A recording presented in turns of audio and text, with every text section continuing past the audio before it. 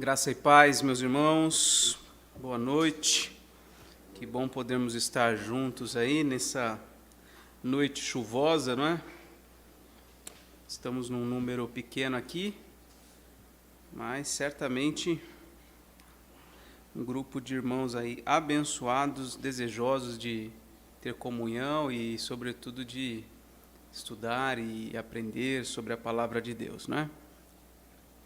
Hoje nós vamos seguir com o nosso tema, como os cristãos veem o mundo, né? Essa é uma pergunta que remete diretamente à questão relacionada à cosmovisão. Uma palavrinha que eu tentei explicar no primeiro estudo que nós tivemos na semana passada, né? A ideia, a palavra cosmovisão basicamente significa a visão de mundo, né? Como que os cristãos enxergam a realidade que está diante dos seus olhos, e questões básicas, por exemplo, o que é o homem, qual é o sentido da vida, qual o significado da história humana, o que acontece depois da morte, enfim, questões tão fundamentais para nós, seres humanos. Nós respondemos, todos os homens respondem a essas questões, e cada um a partir de seus pressupostos, da sua própria cosmovisão, né? E tentei mostrar que cosmovisão poderia até ser comparada à ideia de um óculos que, com as suas lentes, né, modificam a maneira como nós enxergamos, mas eu acredito que mais do que os próprios óculos, eu creio que cosmovisão tem a ver com o nosso próprio olho, aquilo que está tão dentro de nós que a gente nem mesmo para pensar sobre como é o funcionamento, mas ele está o tempo todo em operação e através do nosso olho a gente enxerga a realidade. Então, cosmovisão tem a ver com isso, no meu entender, com isso que está dentro de nós e que nos faz naturalmente enxergar, ver, interpretar, reconhecer, enfim, o que está diante de nós. Bom, vimos o primeiro ponto, que eu dei o título de Uma Mente Biblicamente Renovada. Eu quis mostrar nesse primeiro ponto que nós, de fato, temos uma cosmovisão bíblica. A palavra de Deus nos revela a visão que nós devemos ter, e tanto é que, em vários textos que nós lemos, e muitos outros, o apóstolo Paulo e outros autores falam de uma transformação de mente, né? Quando nós somos convertidos a Jesus, a nossa mente sofre uma transformação nos seus pressupostos, nos seus princípios. Então vimos textos, por exemplo, em Efésios 1, Efésios 4, 2 Coríntios 4, vários textos que mostram que o homem, antes da sua conversão, ele tem a sua mente obscurecida e ele anda em trevas, portanto, o seu caminhar prático, a sua vida é uma vida dissoluta, desregrada, não seguindo, portanto, a vontade, as leis de Deus. Mas a partir do momento que vem a conversão a Jesus, então, uma luz é trazida ao coração do homem, e o homem então começa a enxergar a realidade como Deus a vê, a realidade de verdade, né? Então ele começa a perceber os obstáculos, os perigos, e o seu caminhar precisa não mais ser como o caminhar de alguém que vive em trevas, mas um caminhar santo, um caminhar justo, um caminhar íntegro, de acordo com a vontade de Deus. Então, esse é o que eu tentei mostrar no primeiro ponto.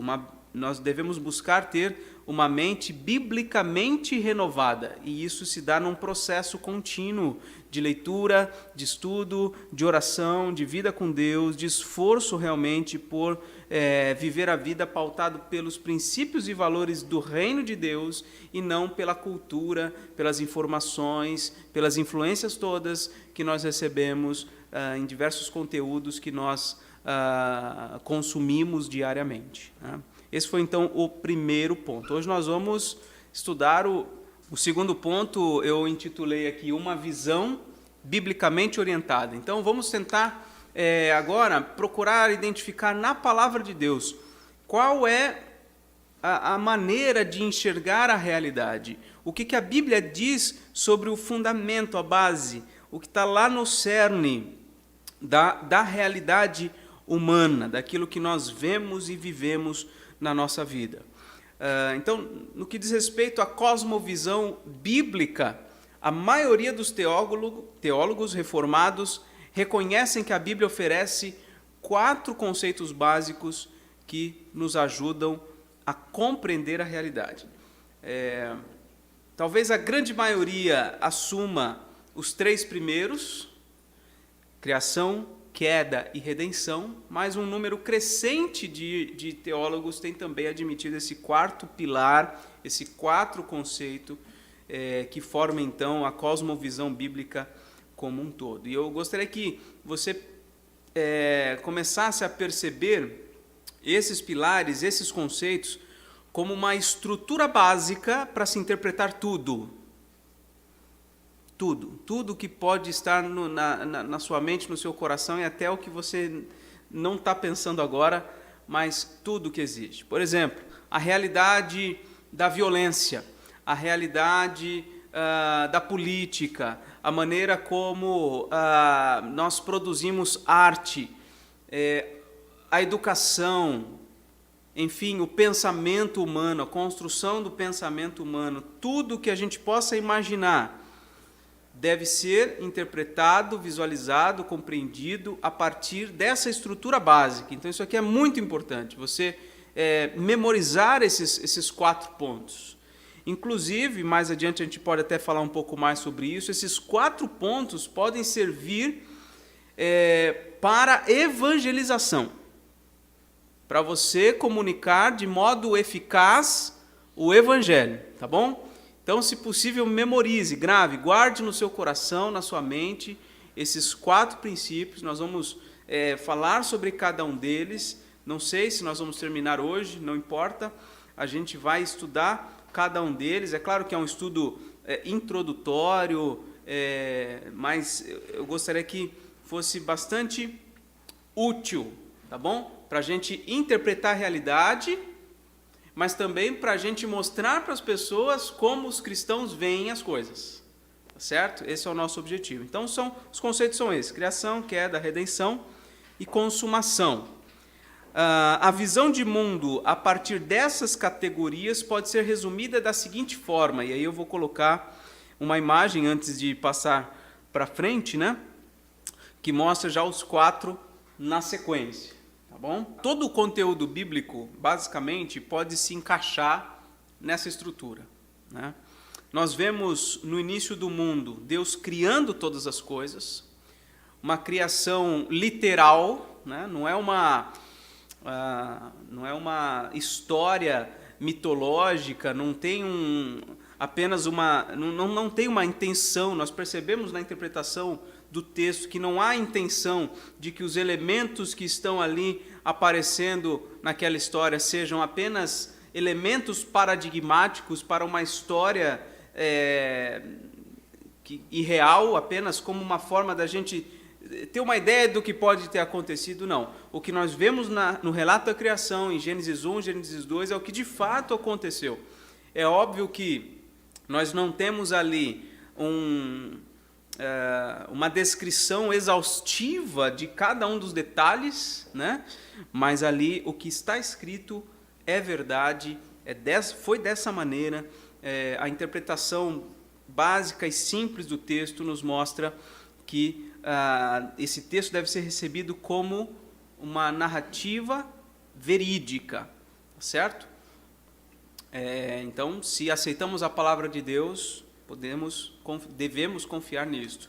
O que nós vemos na criação? Nós vemos um Deus Todo-Poderoso dando início à vida, a estrutura universal que nós hoje conhecemos, dando origem à água, dando origem à terra, dando origem ao funcionamento dos astros, dando origem dentro da terra ao funcionamento do crescimento de árvores, a frutificação, enfim, a gente vê ali animais surgindo, sendo criados na terra, e a gente vê também estabelecimento de uma criatura que ali no início já é dito que é a imagem e semelhança de Deus. E a gente percebe nessa narrativa que Deus vai fazendo avaliações ao final de cada dia, dizendo: isso foi bom, isso foi bom aos olhos de Deus. E então, quando ele completa toda a criação, após o 6º dia, nós vemos que ele diz que então tudo isso foi muito bom. Deus criou tudo então perfeito. E pôs o homem e a mulher nesse ambiente perfeito, dentro de um relacionamento perfeito entre si, homem e mulher, um relacionamento perfeito de ambos com o Criador, e um relacionamento perfeito de ambos com a criação, a qual, inclusive, eles têm responsabilidade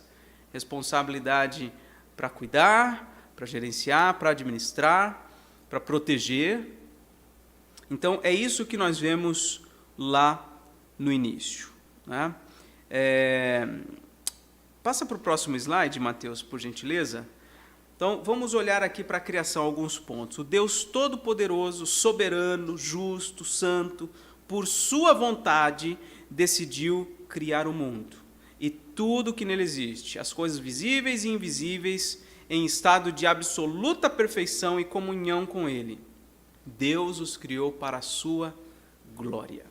Mas isso não está escrito lá na criação. Bem, por isso que a cosmovisão bíblica não se respalda apenas em 1 ou 2 capítulos, mas em toda a Escritura. Toda a Escritura vai nos dar base para fazer essa afirmação, que tudo o que Deus criou foi para a sua glória, foi para glorificar a Ele, os seus atributos, a sua pessoa. Seguindo, os seres humanos foram criados segundo a imagem e semelhança de Deus para representá-lo na terra e ter comunhão com Ele. Então, Deus criou os seres humanos para que eles fossem seus representantes no cuidado da criação, no cuidado de todas as outras coisas criadas. E mais, Ele criou o homem e mulher para terem comunhão com Ele. Isso não pode ser perdido.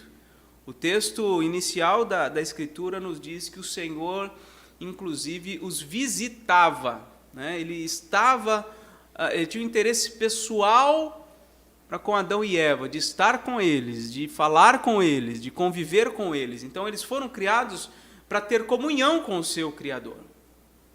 Eles foram habilitados, inclusive, como seres feitos à imagem e semelhança de Deus, a amar e a obedecer a Deus livremente, não como robôs. Ali estava o perfeito livre-arbítrio, né? Eles foram criados habilitados a amar e a obedecer a Deus de forma absolutamente livre. A natureza deles estava inclinada para Deus, para o bem, para o serviço de Deus no mundo, mas com a possibilidade também de fazer uma escolha que se antagonizasse a essa inclinação natural deles. E foi o que aconteceu, a gente vai ver mais adiante, né? Então, esse foi o verdadeiro livre-arbítrio.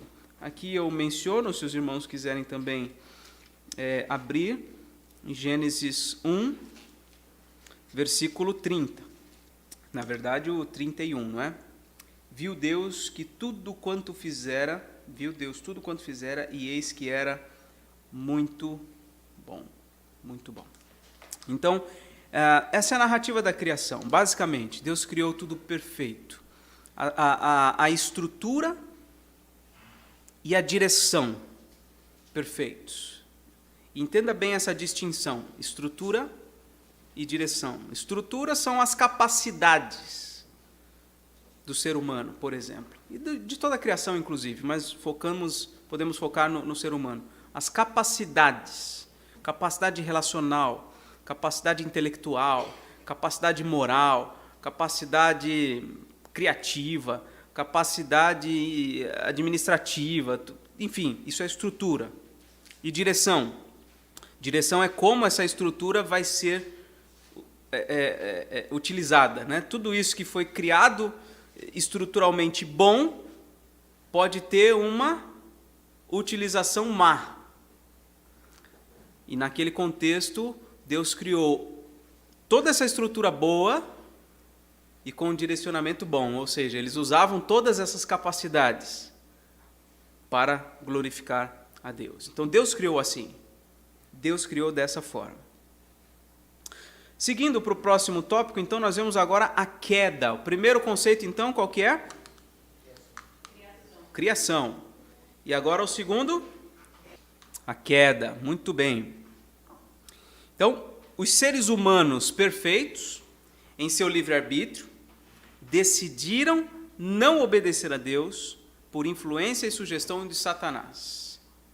Uma vez consumado o pecado, Adão e Eva, como representantes de toda a humanidade e gerentes da criação, causaram para todos, indistintamente, a queda do estado de perfeição e perda da comunhão com Deus. Então vamos tentar entender aqui. No primeiro ponto, nós vimos que Deus criou tudo perfeito. A estrutura, a direção, enfim, tudo perfeito. Só que esse estágio de perfeição poderia ser alterado por causa do livre-arbítrio que os nossos representantes, os nossos primeiros pais tinham. E a opção que eles fizeram foi desobedecer a Deus. Então Deus pôs ali uma prova, Deus pôs ali uma condição para que aquela perfeição toda fosse preservada. E o que Deus fez? O que Deus colocou ali? Nós sabemos, a árvore do conhecimento do bem e do mal, que era proibida, né? Proibida por quê? Porque se eles comessem daquele fruto, aquela condição de perfeição inicial seria suplantada por um contexto que eles nem imaginavam, mas eles foram enganados achando que superaria aquilo que eles tinham. Mas eles foram, na verdade, enganados, porque a condição que suplantou aquela perfeição inicial foi a condição de maldição. O conhecimento do bem e do mal que eles passariam a ter não seria um mero conhecimento intelectual, como se eles lessem descrição do que é o mal. Não, seria um conhecimento experiencial, uma coisa interna, algo que faria parte deles. Não só o conhecer a Deus, mas também conhecer a realidade do pecado. Então, eles, como nossos representantes, nos carregaram para essa condição. Então, houve a queda do estado de perfeição. Portanto, houve, consequentemente, a perda da comunhão com Deus. Então, aquele mundo perfeito, com sua estrutura toda perfeita, um direcionamento adequado para a glória de Deus, isso agora dá lugar a um mundo caído, um mundo quebrado. Vamos pensar no ser humano, a estrutura, as capacidades do ser humano e a direção que essas estruturas recebem, isso foi afetado drasticamente. A gente percebe de um modo talvez mais simples, mais claro, como o pecado afetou a direção. Isso parece mais fácil da gente perceber. Por exemplo, o ser humano foi capacitado a se relacionar um com o outro. Estrutura. Com o pecado presente, como que essa relação de ambos, um com o outro, como que agora se dá? Qual é a direção que tem este relacionamento? Isso foi afetado ou não? Foi afetado. Então a gente percebe que a direção foi afetada. O modo como eles administravam as coisas, preservavam a criação e tudo mais, isso foi afetado? Sim, isso foi redirecionado para o mal. E a gente vê isso claramente no capítulo 3, 4, 5, como o pecado começou a direcionar para o mal todas as coisas boas que Deus criou, né? Então, é muito mais claro a gente perceber como a direção foi afetada, mas a estrutura, por sua vez, eu creio que também, de alguma forma, né? A estrutura também. Eu acredito que, em alguma medida, todas essas capacidades perfeitas, humanas, que Deus deu, elas foram enfraquecidas. Não só foram redirecionadas para o mal, mas elas próprias não são íntegras e perfeitas, como no princípio.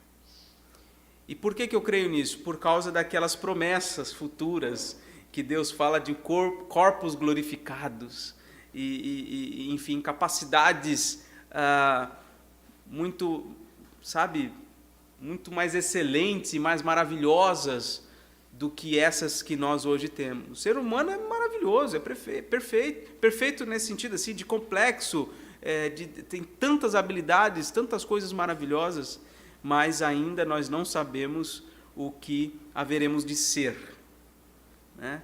E eu creio que o que haveremos de ser ainda vai ser muito melhor do que o que fomos no princípio antes da queda, né? Muito bem, temos aí então a queda. No próximo slide, vemos o seguinte: o livre-arbítrio do homem foi perdido, pois o pecado foi alojado em sua natureza, escravizando-o e pervertendo-o desde sua concepção à disposição para Deus. Então, o livre-arbítrio, o que é, gente? Vamos tentar entender isso. Livre-arbítrio é basicamente a capacidade de tomar uma decisão contrária à sua natureza. Isso é livre-arbítrio. Tente gravar isso. Livre-arbítrio é a capacidade de tomar uma decisão contrária à sua natureza. Qual que era a natureza do homem, da mulher, antes da queda? Uma natureza perfeita, inclinada para Deus, inclinada para a glória de Deus. Eles tinham livre-arbítrio naquele contexto? Sim. Então eles puderam tomar uma decisão contrária àquela natureza. Mas uma vez que eles pecaram, aquela natureza perfeita foi transformada, foi mudada para uma natureza caída, uma natureza pecaminosa. Então agora a natureza do ser humano não é mais perfeita. E ele não tem mais o livre-arbítrio. Por quê? Porque ele não tem mais a capacidade de tomar uma decisão contrária à sua natureza, senão por uma operação soberana de Deus. Então a natureza do ser humano pós-queda é uma natureza pecaminosa. E ele não é capaz sozinho de buscar a Deus, buscar a glória de Deus, porque isso seria contrário à sua natureza. Essa é a condição do homem pós-queda. Aquele tríplice relacionamento com Deus, com o próximo e com a criação, foi totalmente afetado na queda. O ser humano agora não tem mais comunhão com Deus. A Bíblia diz que ele é morto em seus delitos e pecados. O homem não tem mais uma relação adequada com o seu semelhante. Então surge a violência, surge o homicídio, logo no capítulo 4.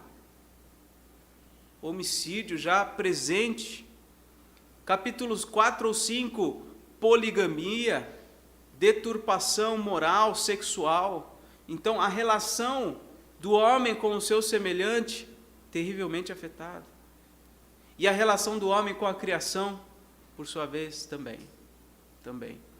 Nós vemos que, após a queda, o ser humano agora não cuida da criação para a glória de Deus, mas usa a criação para a sua própria glória, para o seu engrandecimento.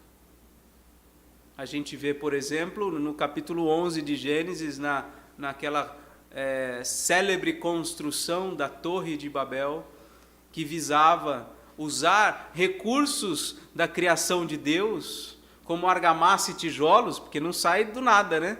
Sai da criação de Deus. Usar tudo aquilo para tornar célebre o nome daquele povo.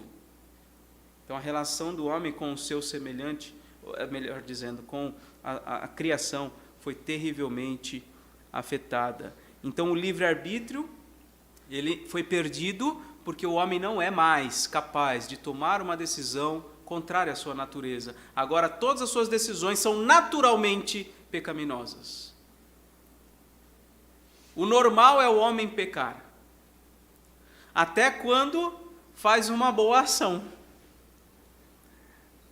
Porque até quando o homem pecador, sem Cristo, a gente vai chegar na redenção, faz uma boa ação, ele não o faz para a glória de Deus. Isso é pecado. Ou ele o faz para receber algum reconhecimento, ou ele o faz para ter um abatimento no seu imposto de renda, ou ele o faz para aliviar o sofrimento do seu irmão, mas só isso. O que é bom, é positivo, é óbvio. Buscar isso é muito bom, e Deus usa, inclusive, essas boas ações mal motivadas para trazer alívio. Isso é prova da graça comum de Deus, não é? Muito bem, então, é sobre isso que quer dizer esse segundo princípio, a queda. Então, primeiro conceito, criação. Segundo conceito, queda. Agora vamos ao terceiro conceito, a redenção. Qual que é o primeiro? Segundo? E o terceiro? Redenção. Muito bem. Então, escravizado pelo pecado e morto espiritualmente pelo rompimento da comunhão com Deus, o homem agora não pode alcançar nenhum benefício da parte de Deus, senão por sua maravilhosa graça. Então, o homem sozinho não pode fazer nada por merecer qualquer benefício da parte de Deus. Tudo que o homem pode receber de bom é só por conta da maravilhosa graça de Deus. E, em sua graça, Deus proveu salvação e vida eterna para o homem por meio do seu Filho Jesus Cristo. E nós vemos isso lá em Gênesis 3 também, né? Deixa eu ver se está aqui mais adiante. Não, então podemos ver agora, Gênesis 3,15, que provavelmente vocês já estudaram e já sabem até mesmo o que diz nesse versículo. Aliás, nós estamos estudando Gênesis nas quartas-feiras já há algum tempo, né? Então, nós já passamos por aqui nesse estudo expositivo. Gênesis 15 diz, Deus diz para a serpente: porém inimizade entre ti e a mulher, entre a tua descendência e o seu descendente. Este te ferirá a cabeça e tu lhe ferirás o calcanhar. Temos aqui uma pequena sementinha do Evangelho, chamado por muitos de proto-evangelho. Ali está a sementinha. Não dá para a gente saber quase nada do que será essa sementinha, né? Mas ao longo da Escritura nós vemos o desenvolvimento, o arvorar dessa promessa, né? Por meio da história de Noé, por meio da história de Abraão e os seus sucessores e assim por diante. Então, nós temos aqui essa promessa, o descendente da mulher, que Deus diz aqui que feriria a cabeça da serpente e seria ferido por ela no calcanhar. Ele, segundo a Escritura, é o Senhor Jesus Cristo. Na sequência, o Filho de Deus veio ao mundo como um homem. E por que ele veio ao mundo? Por que o Filho de Deus veio ao mundo como um homem? Justamente para ser o substituto perfeito do povo escolhido de Deus. Em sua morte e ressurreição, então, a esperança de libertação do pecado e reconciliação com Deus. Então, a gente está vendo uma estrutura aqui muito simples e básica para a gente memorizar, gravar e utilizar no nosso dia a dia. Um mundo perfeito sofre a queda no pecado e então Deus traz solução por meio de Jesus Cristo. Se você Depois a gente pode explorar um pouco mais isso, mas tente se lembrar de histórias que você gosta, ou histórias que você leu, ou de repente algum filme. Toda boa história começa num cenário ideal. E logo acontece alguma coisa que inaugura um momento tenso, que dá medo às vezes, e aí acelera o coração, né?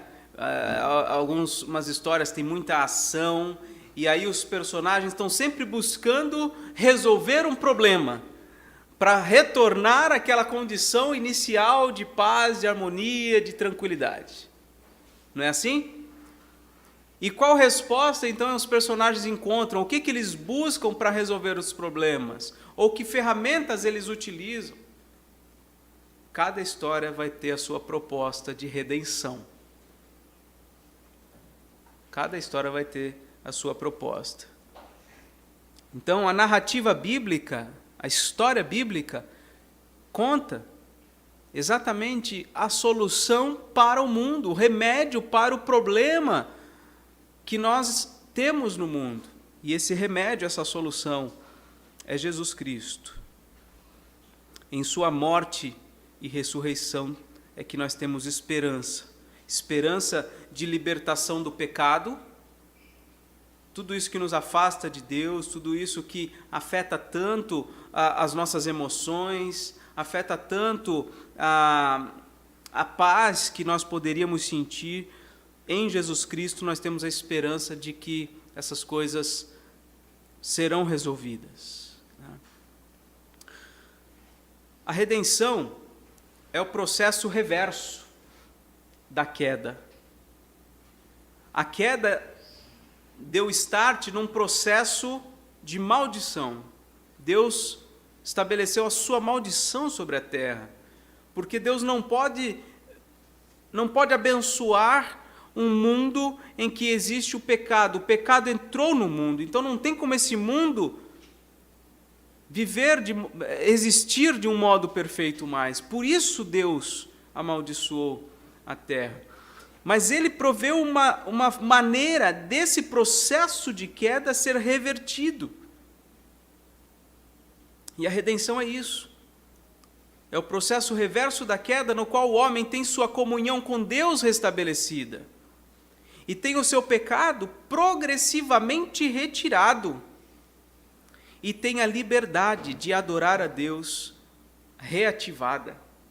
Então, olha que bênção.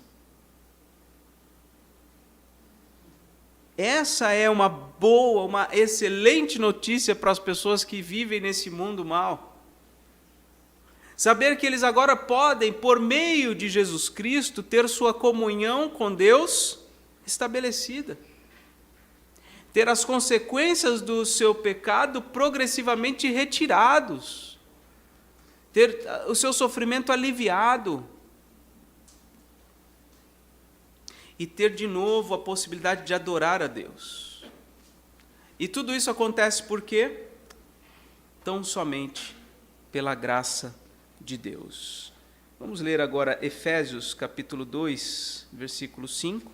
Diz assim: e estando nós mortos em nossos delitos, essa é a nossa condição pós-queda, Deus nos deu vida juntamente com Cristo. Pela graça sois salvos. Então, primeiro conceito da estrutura da cosmovisão cristã? Criação. Segundo? Queda. Terceiro? Redenção. E por fim, quarto e último conceito? Consumação. Consumação. A redenção conquistada por Cristo e aplicada no homem pelo Espírito Santo, será plenamente consumada no dia da volta do Senhor Jesus Cristo em poder e glória.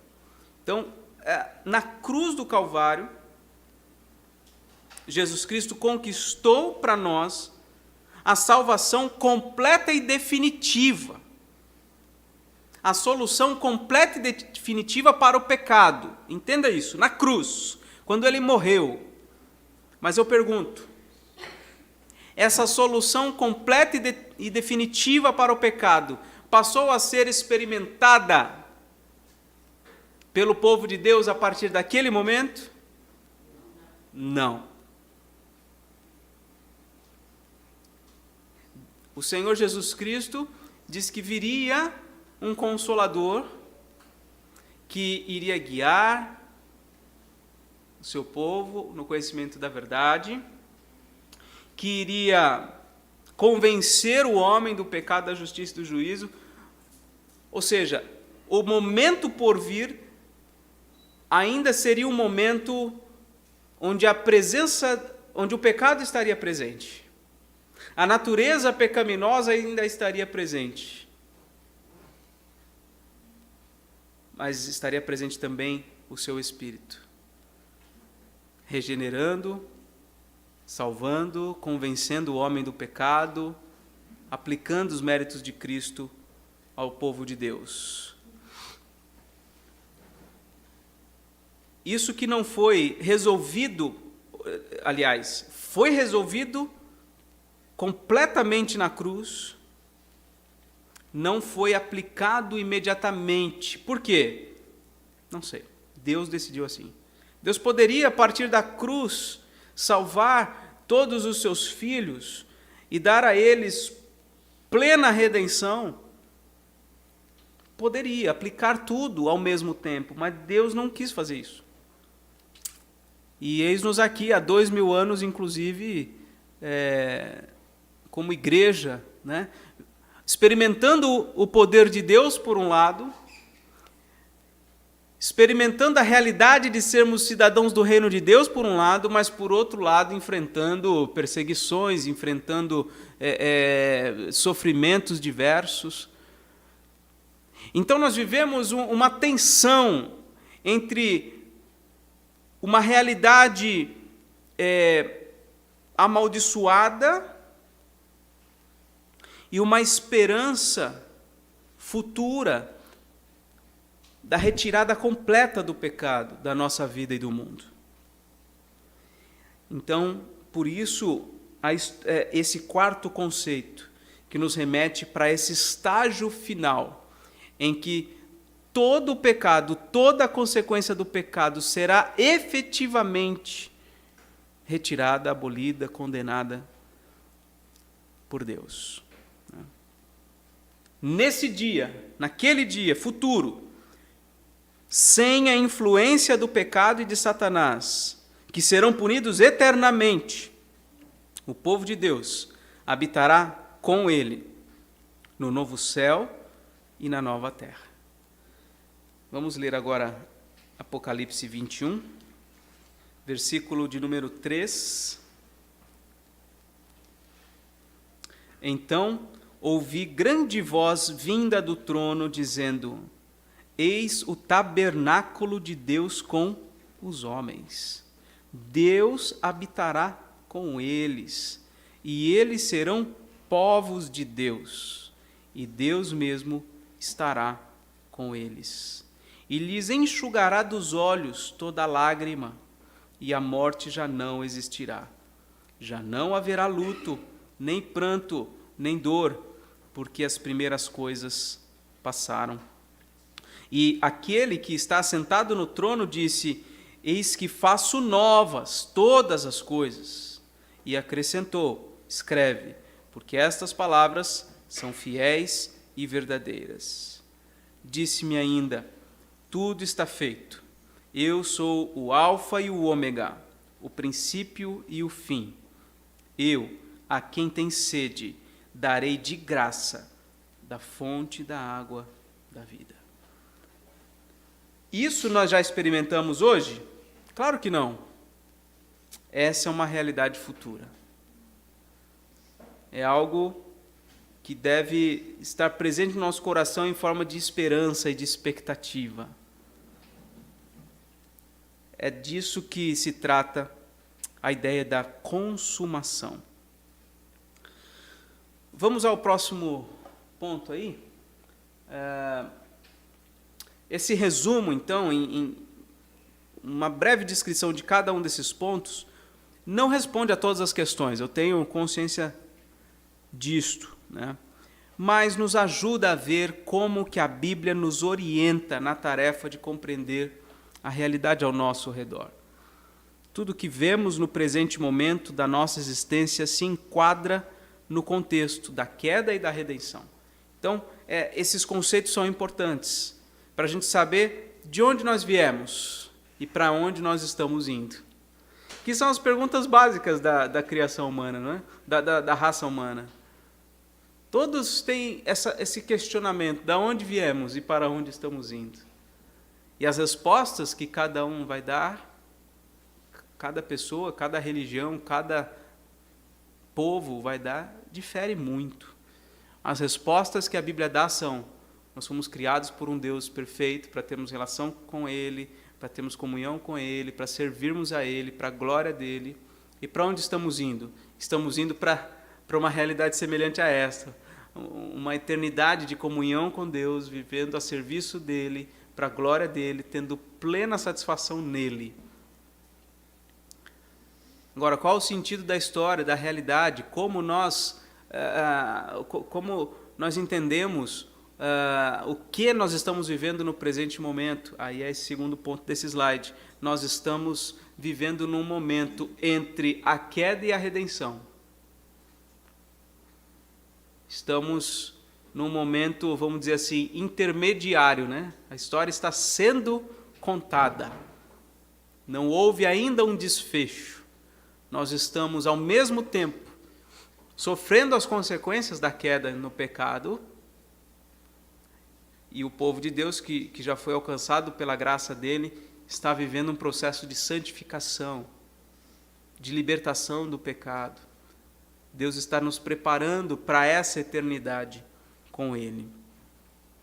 Então, duas coisas acontecem simultaneamente nesse tempo presente.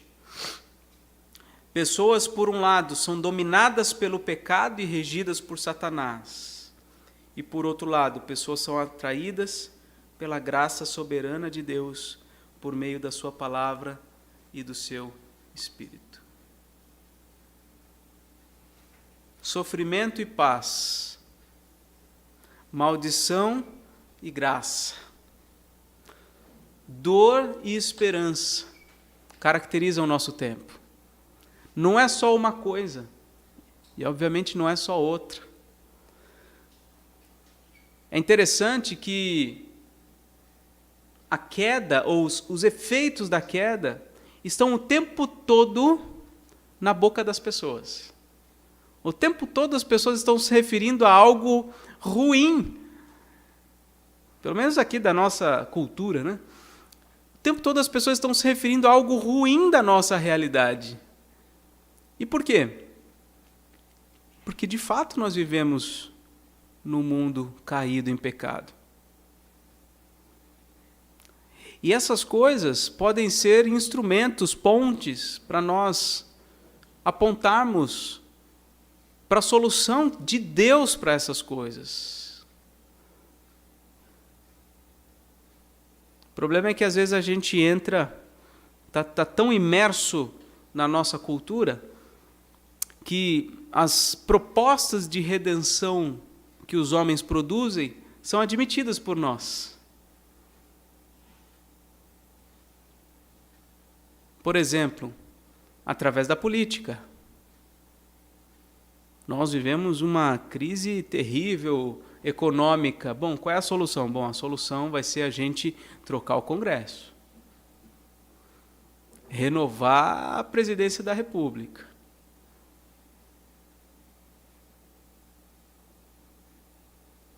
Implantar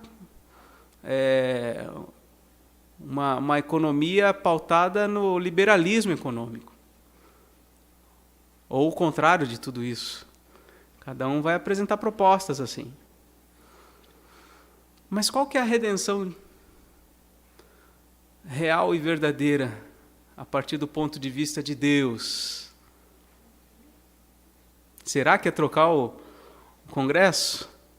Será que é mudar a ideologia que pauta as negociações do mercado?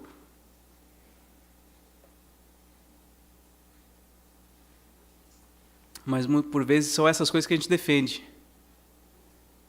que ocupam grande parte das nossas conversas com as pessoas. Porque a gente perdeu de vista o terceiro e tão maravilhoso conceito dessa estrutura bíblica, que é a redenção em Jesus. E a esperança futura na consumação.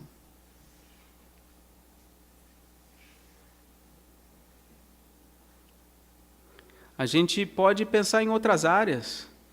A área da educação, né? A gente conversa um pouco sobre educação. Qual seria a solução para os problemas da educação? Usando o exemplo dos irmãos, me perdoem, mas será que o homeschooling seria a solução definitiva para os problemas da educação? Com certeza não. Porque, por melhor que possa ser a proposta, e eu concordo muito com os princípios e valores destes que preconizam, né, o homeschooling, essa não é a solução definitiva para mudar o caráter, para mudar a essência, a natureza humana. O ser humano pode receber a melhor educação do ponto de vista técnico, ou do ponto de vista moral, ou do ponto de vista, sei lá, qualquer ponto de vista. Nenhuma dessas coisas pode mudar a natureza do ser humano. Muitos que são muito bem formados, até mesmo no ponto de vista religioso, cristão, reformado, bíblico, acabam, eventualmente, abandonando a Deus e se embrenhando em caminhos de morte. Portanto, o que eu quero dizer é que nós não podemos sim defender causas na sociedade, devemos defender pontos de vista, mas nunca confiar nessas coisas. Nunca apostar todas as nossas fichas. Porque se a gente aceita a Bíblia como palavra de Deus, a gente vai ter que aceitar que a redenção de todas as coisas está em Jesus. A redenção da política, a redenção da educação, a redenção de tudo é feito por Cristo. E talvez não vai ser feito agora. Provavelmente não vai ser feito agora. Percebe como a Bíblia tem um olho para a realidade, uma forma de ver a realidade? Será que nós estamos dispostos a adotar esse olho para enxergar a realidade? Ou nós estamos mais comprometidos com as nossas opiniões e ideias? Tudo a ver com a aula do Israel de domingo, né? Ou nós estamos mais comprometidos com aquilo que nós lemos em diversos outros livros e conhecimentos diversos já produzidos pela humanidade?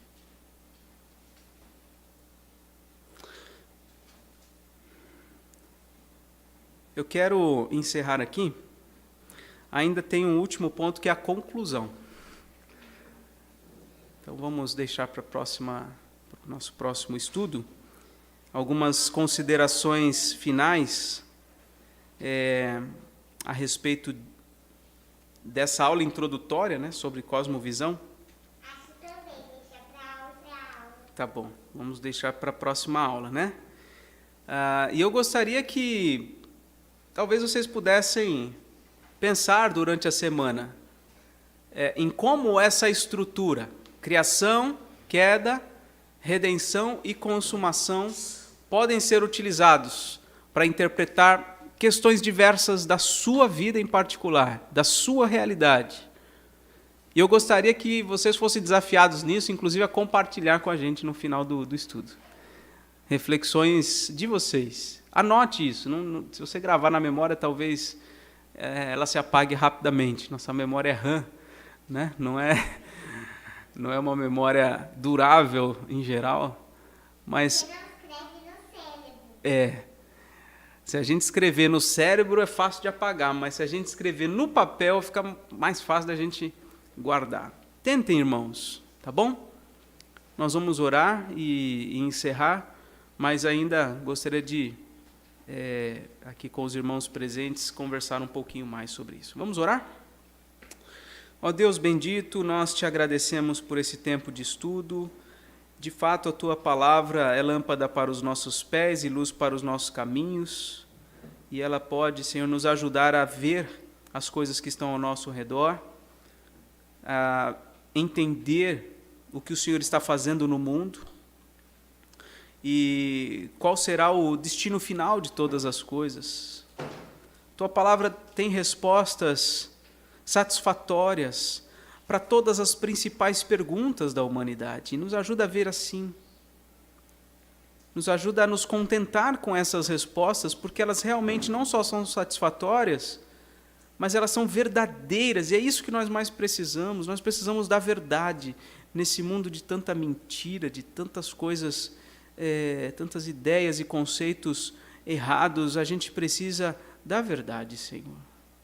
Abençoa a cada um dos meus irmãos aqui presentes, outros mais que estão nos assistindo, que sobre todos nós esteja o Teu Espírito Santo nos orientando e nos guiando, ó Pai, nesse estudo tão importante. Abençoa, Senhor, a nossa vida. Abençoa a Tua igreja, abençoa o Teu povo. Em nome de Jesus. Amém.